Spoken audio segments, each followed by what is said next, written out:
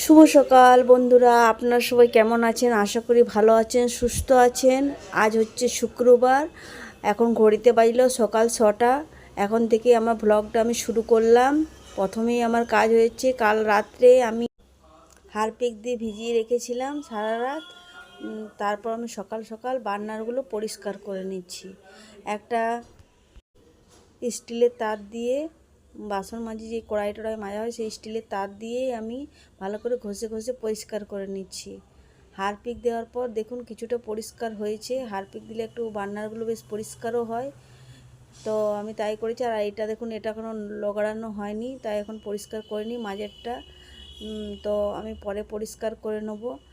আর এইদিকে আমি বসিয়ে দিলাম চা। সকাল সকাল তো আমার দুধ দিয়ে চা খেতেই হবে। আমি যতই মোটা হয়ে যায় কিন্তু আমার দুধ চা চাই। আমার বর তো আমাকে দিন রাত বলে দুধ চা খেও না খেও না, কিন্তু আমার দুধ চা চাই। তাই আমি দুধ চা এদিকে বসিয়ে দিলাম। আর তুলসী পাতাও তুলে রেখে দিয়েছি, ছেলের বাদামও রেখে দিয়েছি, যেহেতু ও এখন পড়াশোনা করছে। ও ঘুম থেকে অনেক আগেই উঠে গেছে, যেহেতু পরীক্ষা চলছে সেহেতু অনেক সকাল সকাল এখন ঘুম থেকে উঠছে।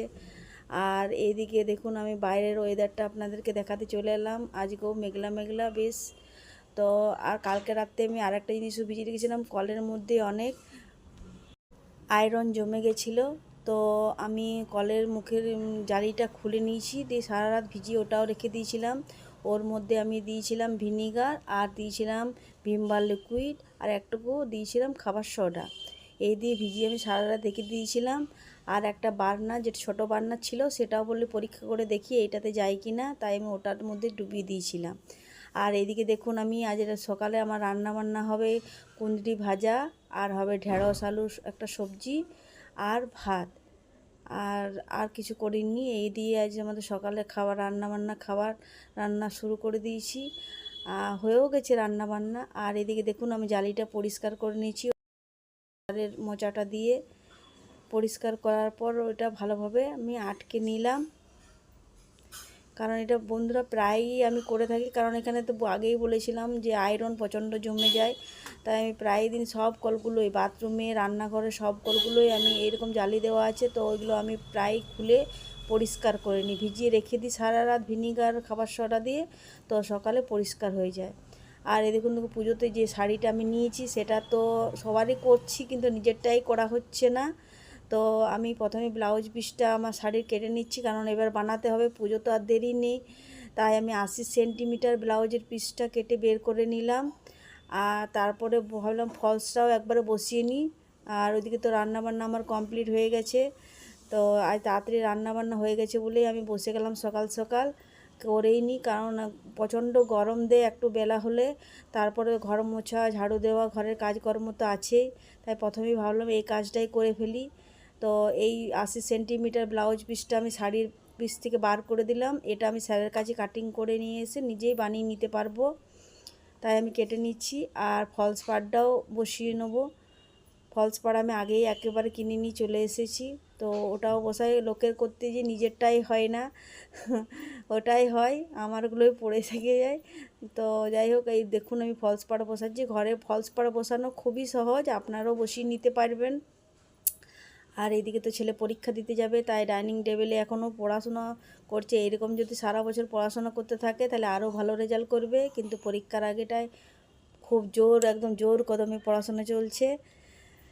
আর আমি এদিকে দেখুন ফলস পাড়টা বসিয়ে নিয়েছি। বন্ধুরা ভালোভাবে সেটিং করে বসাতে হবে। ফলস পাড়টা আগে ভালো পুরো সাইডে বসিয়ে ছোট ছোট ফোর দিয়ে সেলাই করে নিতে হবে। আর এদিকে বরমশাই বললো তুমি ফলস পাড়টা পরে সেলাই করবে, আমাকে খেতে দিয়ে দাও, দেরি হয়ে যাচ্ছে। 9টা 9:30 বেজে গেছে, ছেলে তো চলে গেল স্কুলে। আর এদিকে বরমশাইকেও খেতে দিয়ে দিলাম, ও খাচ্ছে। আর এদিকে আমি আবার বসে পড়লাম সেলাইয়ে। তো সেলাইয়ের কাজটা বলে পুরো সম্পূর্ণ করে নিই, এই পুরো সম্পূর্ণ করে নিয়েছি। আর আপনাদেরকে আমি আরেকটা জিনিসও দেখাচ্ছি, যেটা এবছর পুজোতে শাড়ি নিয়েছিলাম আরেকটা, সেটার আমি ওই শাড়িটার ব্লাউজ পিসটা আমার তৈরি হয়ে গেছে, সেটাও আপনাদেরকে দেখাবো। এখন টেলারিংয়ে যা ভিড়, যে আপনাদেরকেও বলছি আপনারা যদি ভালো ফলস পাড় কিনে এনে বাড়িতে বসান খুবই সুবিধা হবে। একবার যদি বসাতে শিখে যান তাহলে নিশ্চয়ই আপনারা পারবেন। একটু সোজা রেখে রেখে বসাতে হবে, খুবই ইজি, বেশি এমন কোনো কঠিন নয়। আমরা মেয়েরা কী না করতে পারি, তো একটু চেষ্টা করলে আপনারাও বাড়িতে ফলস পাড় বসিয়ে নিতে পারবেন। আর চলুন আমার ব্লাউজটা আমি কেমন বানিয়েছি সেটা আপনাদেরকে দেখাই। এই দেখুন আমি ব্লাউজটা প্রিন্সেস কাট বানিয়েছি। আর এই ব্লাউজটার আমি সামনের দিকে হুক করিনি, পেছন দিকে হুক করেছি।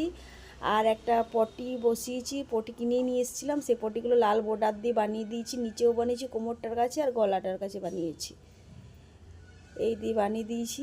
আর দেখতে আমি সিম্পলি বানালাম, ডিজাইন আমি করলাম না, কারণ এটা আমি একটু বয়স্ক হলেও পরতে পারবো, ডিজাইন হলে তখন তো আর পরতে পারবো না, তাই আমি ডিজাইন খুব একটা পছন্দ করি না, আর সিম্পলটাই আমার বেশি ভালো লাগে, তাই আমি সিম্পলটাই বানিয়ে নিয়েছি।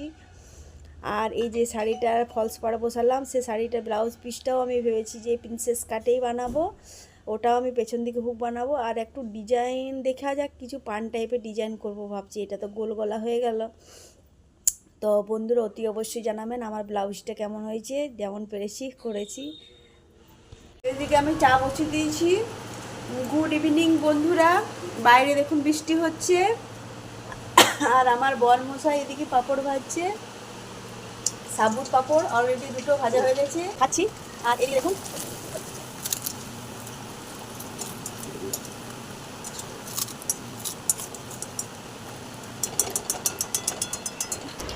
সন্ধ্যা থেকেই তো বৃষ্টি শুরু হয়ে গেছে, তাই বরমশাই বলল যে লুচি আর আলুর দম বানাও। আর দিয়ে তারপরে আমি আটাটা মেখে নিলাম, আর আটাটা মাখানোর পর ওটা কিছুক্ষণ ভিজিয়ে রেখে দিলাম। তারপর আমি এদিকে দেখুন তেল বসিয়ে দিয়েছি, তেলের মধ্যে দিয়ে দিলাম শুকনো লঙ্কা, তেজপাতা, পেঁয়াজ সব দিয়ে একটু ভাজা ভাজা করে নিচ্ছি। এবার গ্রেট করে রেখেছিলাম আদা রসুন, সেগুলো দিয়ে দিলাম। দেওয়ার পর আমি কিছুক্ষণ কষিয়ে নিচ্ছি, কষানোর পর দিয়ে দিলাম নুন পরিমাণ মতো, হলুদ দিয়ে দিলাম, আর দিলাম তার সাথে টমেটো কুচি। আর টমেটো কুচি দেওয়ার পর কিছুক্ষণ কষানোর পর দিয়ে দিলাম শুকনো লঙ্কা গুঁড়ো। তারপর এদিকে দেখুন আমি সেদ্ধ করে আলুটা রেখেছি আগে থেকেই, সেটা আমি একটা কাঁটা চামচের সাহায্যে ফুটো ফুটো করে নিচ্ছি, যাতে আলুগুলো ঠিকমতো ভেতরে মশলাটা প্রবেশ করে। দেওয়ার পর আমি কিছুক্ষণ কষিয়ে নিচ্ছি। তো বরমশাই বলল দাও আমি এই আলুটা কষাচ্ছি, তুমি আটাটা লুইটা বানিয়ে নাও, তাই আমি আলুটা লুইটা বানিয়ে নিচ্ছিলাম। তো বরমশাই এখন কষাচ্ছে। এবার বরমশাই দিয়ে দিল কাঁচা লঙ্কা আর একটু দিয়ে দিল জল পরিমাণ মতো, দেওয়ার পর কিছুক্ষণ নাড়াচাড়া করে ঢাকা দিয়ে দিল। দিয়ে আমি বললাম তুমি চলে যাও, তারপর ও বললো না এই দইটা দিতে ভুলে গেছি, দইটা দিয়ে দাও। তারপর ও দইটা ফেটিয়ে আবার ওই ঝোলের মধ্যেই দিয়ে দিল। তো যাই বন্ধুরা, আজ এই পর্যন্তই। আপনারা ভালো থাকবেন, সুস্থ থাকবেন, গুড নাইট।